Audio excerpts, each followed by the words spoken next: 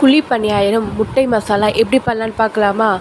இப்போ ஒரு பவுலில் 3 முட்டையை சேர்த்துக்கிட்டு நல்லா மிக்ஸ் பண்ணி விட்டுக்கிறேன். வெங்காயம், மிளகாய்த்தூள், மஞ்சள் தூள், பெப்பர் சேர்த்துட்டு நல்லா மிக்ஸ் பண்ணி விட்டுக்கோங்க. கொத்தமல்லி, கருவேப்பிலை, பச்சை மிளகாய் சேர்த்துக்கிட்டு நல்லா மிக்ஸ் பண்ணி விட்டுக்கோங்க. குழி பணியாரம் கடாயில் இப்போது கொஞ்சமாக எண்ணெயை சேர்த்துக்கிட்டு முட்டையை கொஞ்சம் கொஞ்சமாக சேர்த்து விட்டுக்கிறேன்.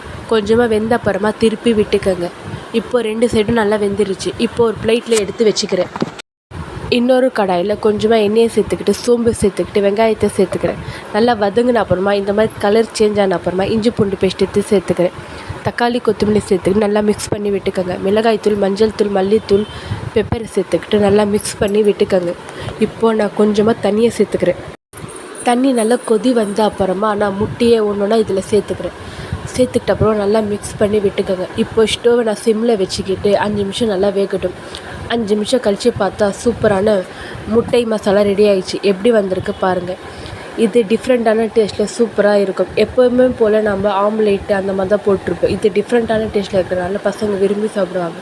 உங்களுக்கும் இந்த ரெசிபி பிடிச்சிருந்தா லைக் பண்ணுங்கள், ஷேர் பண்ணுங்கள், கமெண்ட் பண்ணுங்கள். மறக்காமல் பெல் பட்டனை கிளிக் பண்ணுங்கள். Thank you friends.